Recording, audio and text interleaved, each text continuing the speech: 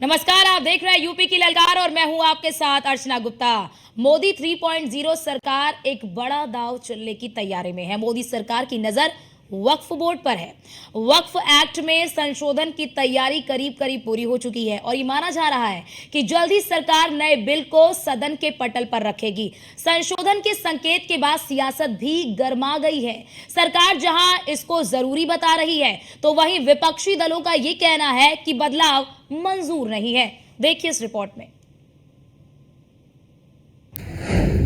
वक्फ act में संशोधन के संकेत, मोदी 3.0 सरकार का पहला टेस्ट, संशोधन में बदलाव की आहट, विपक्षी दलों में क्यों घबराहट।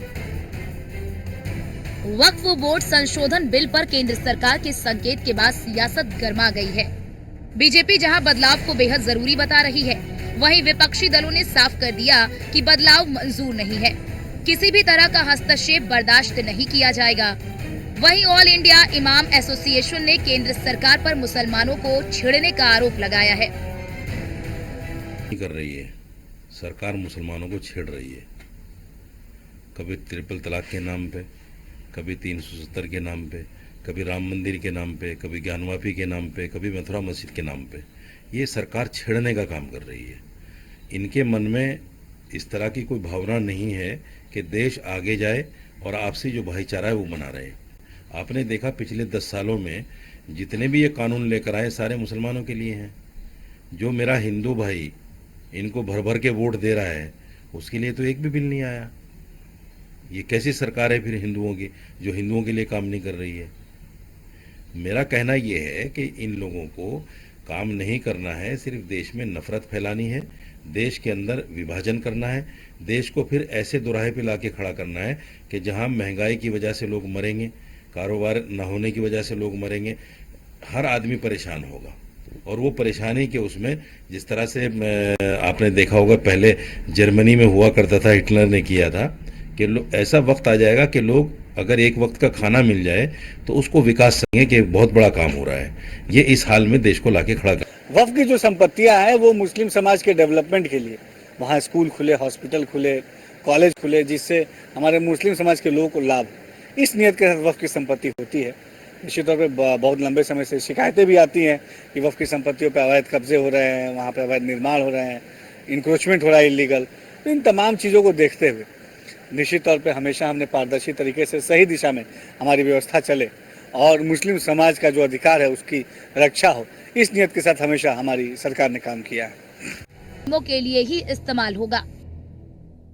स्वागत करेंगे अगर ये बिल आ जाता है, क्योंकि उत्तर प्रदेश से मिलाकर पूरे देश में लाखों संपत्तियां वक्फ की हैं और उसमें लोगों को न्याय नहीं मिल पा रहा है। निरंकुश वक्फ बोर्ड हैं, वो अपनी शक्तियों से ऊपर उठकर लोगों को परेशान करते हैं। तमाम ऐसी प्रॉपर्टीज हैं, तमाम ऐसे मसले हैं जो सीधे शासन के पास आना चाहिए। अब जो अध्यादेश आएगा जिस पर चर्चा कराई जा रही है सदन में, भारतीय जनता पार्टी की सरकार ला रही है, वो इसलिए ला रही है क्योंकि अब कोई भी मसला आप वक्फ बोर्ड लेकर नहीं जाएंगे, आप पहले शासन के, हमारे जो प्रशासन के अधिकारी हैं उनके पास लाएंगे, आप वो बताएंगे, अवगत कराएंगे, शासन को अवगत कराएंगे कि ये, क्योंकि बड़ी बड़ी संपत्तियां हैं और वो चैरिटी के लिए हैं। वक्फ क्यों है?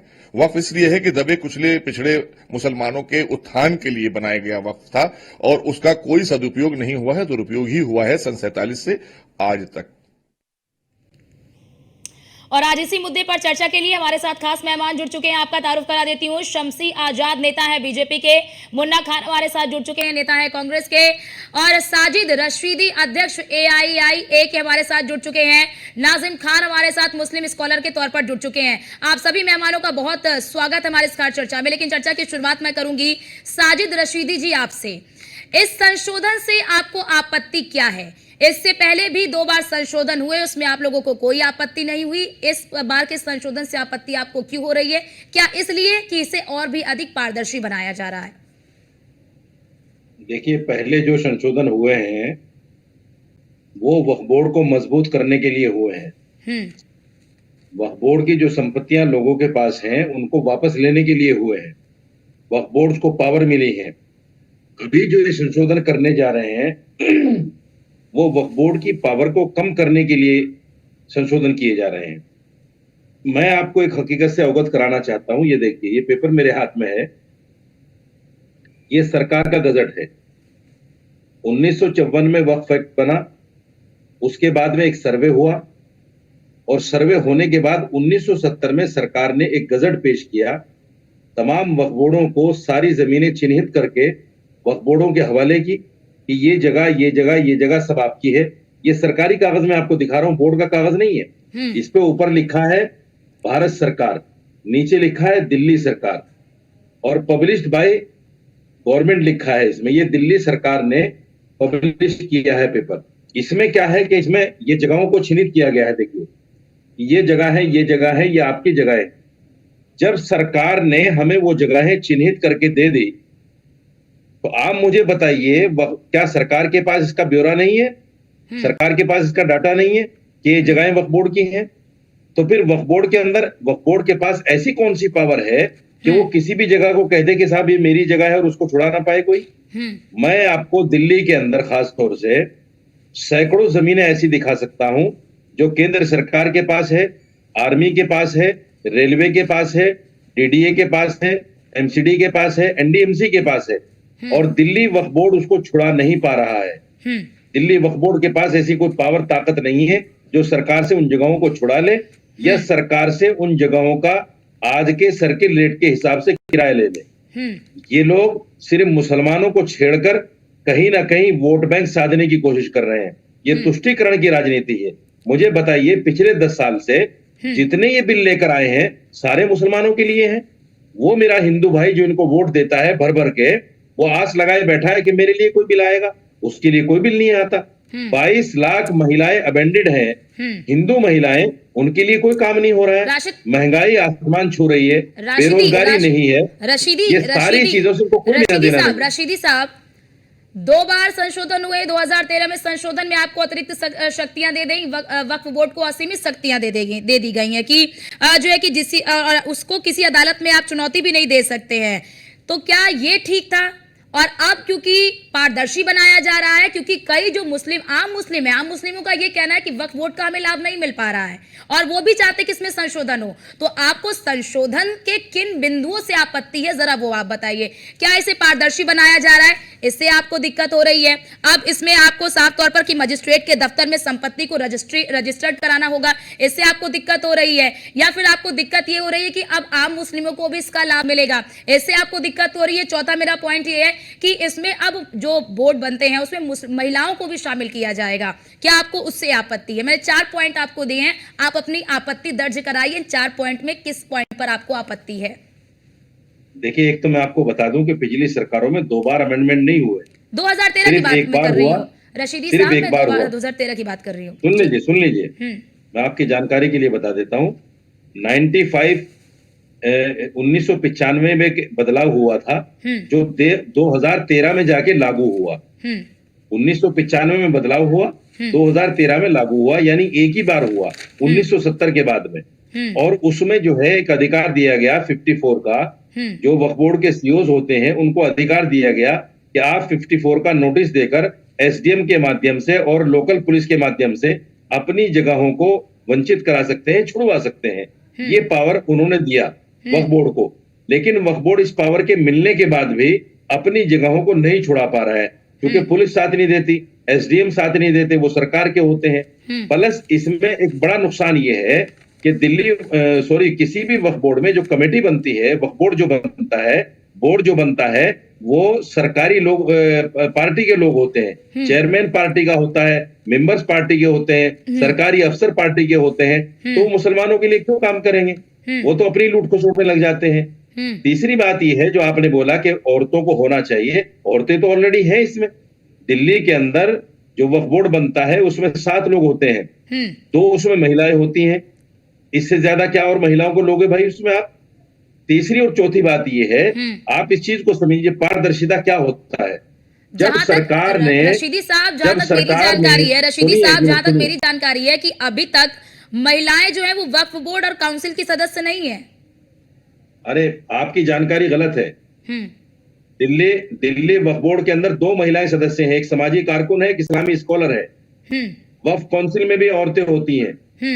आपकी जानकारी सही नहीं, जिसने आपको जानकारी दी है वो गलत दी है। तो आपको आपत्ति आप किस, मैंने वक्फ बोर्ड आपसे रशीदी साहब, मेरा आपसे सवाल ये कि आपको आपत्ति, जो मैंने आपको 4 बिंदु बताए हैं, अरे उन मैं 4 बता बिंदुओं तो में रहा से हूं, आप आपको समझने आपत्ति की क्या है? कोशिश नहीं कर रही हैं उसको। क्योंकि फिर दुनिया वही की सवाल कर किसी, रही हैं जो जिसका जवाब दे चुका।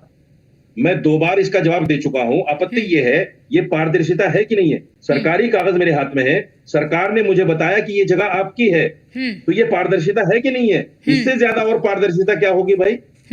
ये सरकारी कागज मजिस्ट्रेट के पास भी है, ये सरकारी कागज वक्फ बोर्ड के पास भी है, ये सरकारी कागज केंद्र सरकार के पास भी है, ये सरकारी कागज स्टेट सरकार के पास भी है। इससे ज्यादा पारदर्शिता क्या होगी फिर? ठीक है शमशी, और क्या करना चाहते हैं आप? ठीक है शमशी जी, आपने सुना। आप हमारे अधिकारों को, वक्फ बोर्ड के अधिकारों को छीनना चाहते हो। ठीक है आप शमशी जी, मुसलमानों को इससे क्या वंचित वक्फ करना बोर्ड चाहते के हो? अधिकारों को छीनने की कोशिश की जा रही है? रशीदी साहब का ये कहना है। नहीं, देखिए सबसे पहले तो अधिकार जो इन लोगों ने गुंडे माफियाओं को दे कर रखा था, वो समाजवादी पार्टी के गुंडे जो वक्फ की ज़मीनों पर कब्जा करके बड़ी बड़ी बिल्डिंगें बनाया करते थे। और अगर इलाहाबाद की बात आप करें तो पूरे देश, प्रदेश नहीं बल्कि पूरा देश ने जाना कि किस तरीके से वहाँ का एक बड़ा मुजरिम, बड़ा अपराधी जो समाजवादी पार्टी के संरक्षण पर, वक्फ बोर्ड की करोड़ों की संपत्ति पर उसने अपनी हवेली का कारखाना चला के रखा था। इसी वजह से लगातार जो शिकायतें मिलती जा रही थी, आज तक न वक्फ बोर्ड में किसी यतीम को हक मिला, न किसी मिस्किन को मिला, न किसी बेवा को मिला, न किसी गरीब को मिला। ये सही बात है कि सरकार ने अगर कहीं ना कहीं से आंकड़े निकाले हैं तो उसको कोई चैलेंज नहीं कर सकता।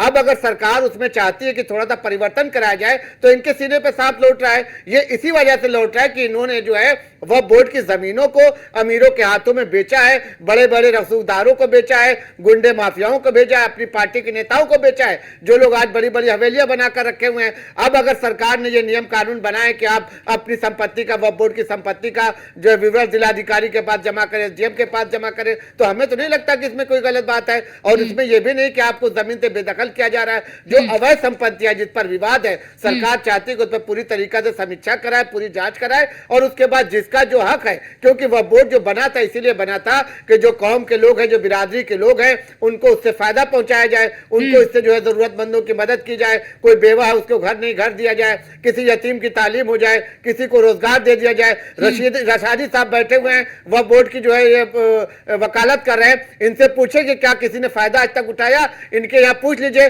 बल्कि यह है कि अगर वक्फ की संपत्ति किसी गरीब के पास है तो अमीर उस पर कब्जा जरूर कर लेता है, कोई ना कोई समाजवादी पार्टी का गुंडा उस पर कब्जा कर लेता है। और इनके जैसे सबसे बड़ी आपत्ति हमको ये कि इन्होंने एक बार नहीं कई बार आपके चैनल पर यह कहा, सरकार पे आरोप लगाया, भारतीय जनता पार्टी पे आरोप लगाया कि मुसलमान को छेड़ा जा रहा है। तो ये ऐसे शब्दों का इस्तेमाल चैनल पर बैठ कर न करे, इनके ऊपर मानहानि का मुकदमा भी किया जा सकता है। दंगा भड़काने जैसे शब्द इस्तेमाल कर रहे हैं, ये अपनी कट्टरता को अपने मदरसों में रखे, टीवी चैनल पर बैठे तो बहुत ही सहज होकर बोले। ठीक है रशीदी साहब, इसका जवाब दीजिए। उन्होंने खुद कहा, शमशेर जी ने, कि जो आम मुसलमान है उन्हें इसका लाभ नहीं मिल पाता। वो तो कहते भी हैं कि जो पावरफुल है, जो आम मुसलमानों से हमारे संवाददाता गए ग्राउंड जीरो पर बातचीत करने के लिए, उन्होंने कहा कि आम मुसलमानों को इसका फायदा नहीं मिल पाता। वो चाहते कि इसमें संशोधन हो क्योंकि पावरफुल लोगों ने ही इस पर कब्जा कर रखा है।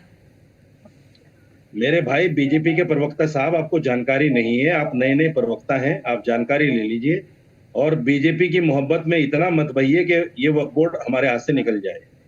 दूसरी बात मैं आपको बता दूं, ये वक्फ बोर्ड जो है इसलिए गरीबों की मदद नहीं कर पाता क्योंकि जो भी सरकार स्टेट में आती है उसी के नुमाइंदे वक्फ बोर्ड में जाकर बैठते हैं। चेयरमैन उन्हीं का होता है, मेंबर उन्हीं का होता है, सरकारी अफसर उन्हीं का होता है, इसलिए मुझे और आपको लाभ नहीं मिल पाता। मेरा कहना यह है कि आप वक्फ बोर्ड को सरकारी हाथों में क्यों लेना चाहते हैं? आप इसको आपने इस बात को मान लिया ना, आपने इस बात को माना ना कि अभी तक ऐसा होता चला है कि जिसकी सरकार रही उसके नुमाइंदे वहां बैठ जाते हैं।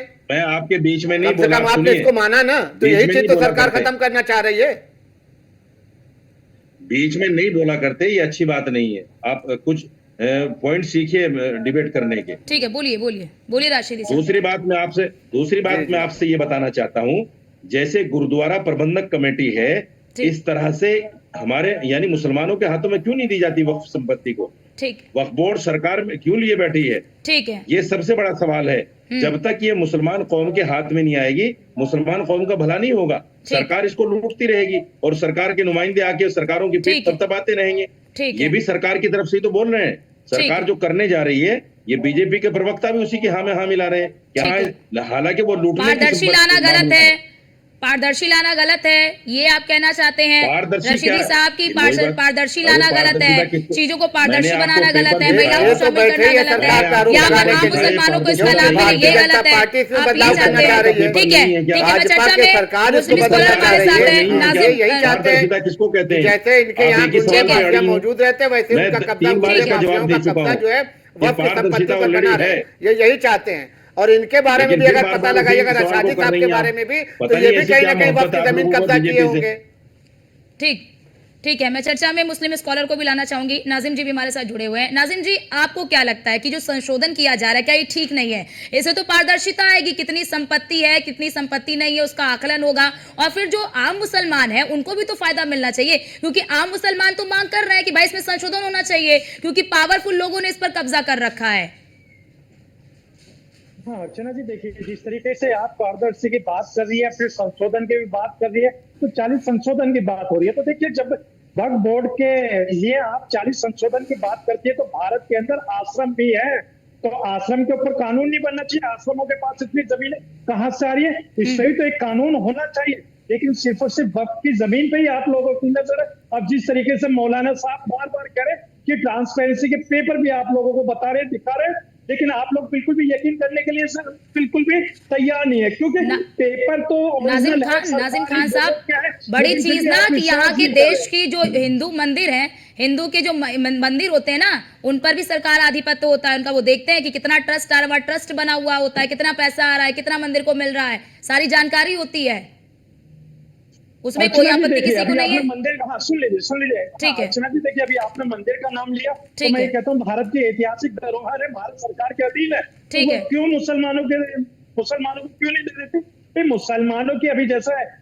भाजपा के प्रवक्ता बड़े हमदर्द दिखा रहे थे मुसलमानों को लेकर, तो मैं पूछना चाहता हूँ, इनके कैबिनेट में एक भी मुस्लिम महिला है जो इन्होंने मंत्री पद दिया है? किसको बनाया? नहीं बनाया, क्योंकि हम समानता की तो बात करते हैं। सुन लीजिए अर्चना जी, ये समानता की तो बात करते हैं महिलाओं को लेकर, लेकिन किसी भी महिलाओं को लेकर आज तक इन्होंने कैबिनेट में जगह नहीं दी। 3.0 पहला ऐसा कैबिनेट है जो मुस्लिम मुक्त है, कोई भी मुस्लिम मंत्री नहीं है। ये इससे बड़ी बात और क्या होगी? अब बार जो मौलाना रशीदी साहब कह रहे हैं बिल्कुल सही कह रहे हैं, क्योंकि उनके पास दिल्ली का जो पेपर है। नाजिम खान जी, दुनिया के किसी भी वक्फ बोर्ड के पास इतनी शक्तियां नहीं है जितना भारत में दिया गया है। दुनिया के किसी देशों के पास नहीं है, ना तो सऊदी अरब के पास है, ना किसी अन्य देशों के पास है। आपके पास लौटती मुन्ना खान जी भी हमारे साथ जुड़े हुए हैं, नेता कांग्रेस के। क्या दिया है भारत ने? ठीक है, आती हूँ। सऊदी के पास क्या नहीं है, दोबारा बोलिएगा। रशीदी जी की अन्य देशों के दोबारा पास बोलिएगा, क्या सऊदी के पास क्या नहीं है? भारत ने क्या दिया है? जितनी शक्तियां भारत के वक्फ बोर्ड के पास है। तो सऊदी में वक्फ बोर्ड है क्या? आपको पता है इस बात का? सऊदी में वक्फ बोर्ड नहीं है। दुनिया के अन्य देशों के पास तो इतना वक्फ बोर्ड को इतनी शक्तियां नहीं है जितनी भारत के पास है। ठीक है, मैं मुन्ना खान जी से जानकारी लेके बैठा करो, ये जो चाहे बोल के चली जाओ। ठीक है रशीदी साहब, रुक जाइए। मुन्ना खान जी, जो संशोधन हो रहा है इस वक्फ बोर्ड को लेकर, क्या आपको लगता है कि सरकार इसमें राजनीति कर रही है या फिर राजनीति किया जा रहा है? पारदर्शिता लाने की कोशिश की जा रही है इसमें? देखिए अर्चना, बिल्कुल आपको सरल तरीके से समझने की जरूरत है। 2013 में लच्छेदार भाषणों में भारतीय जनता पार्टी कहा करती थी सबका साथ सबका विकास। बहुत ही बढ़िया सबका साथ मिला और सबके विकास नहीं हुए। क्या ये लग रहा है कि वक्फ बोर्ड में झांकने की कोशिश, मस्जिद में मंदिर ढूंढने की कोशिश, मंदिर में मस्जिद ढूंढने की कोशिश, शमशान में कब्रिस्तान ढूंढने की कोशिश, कब्रिस्तान में शमशान ढूंढने की कोशिश, हिंदुस्तान में पाकिस्तान ढूंढने की कोशिश, पाकिस्तान में हिंदुस्तान ढूंढने की कोशिश, ऐसा 10 साल का रवैया रहा है सरकार का। इससे ये पता लग रहा है कि सरकार फेलियर है और सरकार ये प्रमाण दे चुकी है जनता को कि मेरे बस का अब काम नहीं रहा, मैं तो इसमें ही राजनीति करूंगा। शमशान, कब्रिस्तान, हिंदुस्तान, पाकिस्तान, मेरे राजनीति बस इतना ही है। हम युवाओं की बात नहीं करेंगे, किसान की बात नहीं करेंगे, जवान की बात नहीं करेंगे, महिलाओं की बात नहीं करेंगे। मैं ये कहना चाहता हूँ कि अगर मैं कोई जमीन किसी को रजिस्ट्री कर दूं, मालिकाना हक उसके पास होता है, सरकार उस पर भी कार्रवाई करेगी। ये वक्फ बोर्ड की जमीन दान दी हुई जमीन है, अब सरकार की पैनी नजर इस पे है। अरे भाई, दान दी हुई चीज में आपकी पैनी नजर है, अब उसमें कौन से आतंकवादी घुस गए, उसमें कौन से ज्यादा कमाई इनकम हो गई कि जो राजस्व का भी विभाग उसमें सुनने में आया कि जा रहा है, सरकार ये बदलाव चाह रही कि जो यानी मुन्ना वक्फ बोर्ड खान की जी, जो आप सरकार भी का विरोध तत्व कर है, रहे हैं तो इस इस वक्फ बोर्ड तरीके के संशोधन, इस वक्फ बोर्ड में जो संशोधन किए जाएंगे उसका आप भी विरोध कर रहे हैं, आपकी पार्टी भी विरोध कर रही है? बिल्कुल सभी विरोध होना चाहिए, क्योंकि सरकार के पास कोई काम नहीं बचा। ठीक है, सरकार के पास सिर्फ ये ढोल बजाना है, क्योंकि है। उसके पास युवाओं की बात, किसान की बात, जवान की बात, ठीक है, महिलाओं की शमशी जी, इस बात, पर देश जवाब की दीजिए। मैं सुरक्षा रशीदी की साहब बात, से एक लास्ट किसी भी तरह कमेंट के लेना सवाल चाहूंगी। के जवाब शमशी इनके जी, पास नहीं है। ठीक है मुन्ना इनके खान जी, बीजेपी के प्रवक्ता को पूछिए तो 4 सवालों पे जवाब देते हैं। ठीक है। हिंदुस्तान, पाकिस्तान, शमशान, कब्रिस्तान। ठीक है पांचवा शमशी मैं जी, पूछूं शमशी जी कि इस पर 74 जवाब दीजिए। लाख ठीक युवा है, क्यों बेरोजगार है, ठीक ये है, ठीक खामोश हो जाएंगे। है, ठीक है मुन्ना खान जी, शमशी जी इस पर जवाब दीजिए। ये शमशी जी, आवाज आ रही है आपको? तो शायद शमशी जी शमशी तक कौन है यहाँ? आवाज नहीं पहुंच पा रही है। रशीदी साहब, आपने ये कहा है कि अगर वक्फ बोर्ड में बदलाव हुआ तो सड़कों पर उतर जाएंगे हिंदुस्तान के मुसलमान, तो क्या ये आप जो है कि युवाओं को या फिर मुसलमानों को भड़काने की कोशिश कर रहे हैं कि सड़कों पर उतर जाएंगे? मेरा पूरा बयान आपने सुना कि नहीं सुना? या आपने सिर्फ यही बीच कहा में है से कि अगर कटिंग वक्फ करके बोर्ड में बदलाव हुआ तो सड़कों पर उतर जाएंगे हिंदुस्तान के मुसलमान। नहीं, गलत कह रही हैं आप। मैंने ये कहा है कि मुसलमान जब तक संवैधानिक तरीके से सड़कों पर नहीं आएंगे किसानों की तरह, ठीक। तब तक हमारे हक लूटे जाते रहेंगे। मैंने संवैधानिक तरीके बोला है। ठीक आप है। मेरी बात को आधी अधूरी मत कहिएगा ठीक है, और ठीक है। किसी भी बात को जानकारी लेकर बैठा कीजिए। ठीक है रशीदी आपने साहब, सऊदी आपने को ये घसीट बोला लिया है अपने कि डिबेट अभी में। हम मुसलमान शांत हैं, हमें भड़काने की कोशिश ना करे सरकार, ये आपने कहा है। यानी कि आप उग्र करने की कोशिश कर रहे हैं, जो मुस्लिम लोग हैं उन्हें उग्र करने की कोशिश कर। फिलहाल वक्त की हमारे पास कमी है रशीदी साहब, इसी वजह मुझे आपको यहीं पे रोकना पड़ रहा है। आप सभी मेहमानों का बहुत शुक्रिया हमारे साथ जुड़ने के लिए और अपना अपना पक्ष रखने के लिए। लेकिन इसे लेकर अब राजनीति भी काफी ज्यादा चरम पर पहुंच चुकी, काफी ज्यादा राजनीति भी हो रही है। फिलहाल के लिए इस खास चर्चा में इतना ही। बाकी देश और दुनिया की तमाम जानकारी के लिए आप देखते रहिए न्यूज़ 1 इंडिया।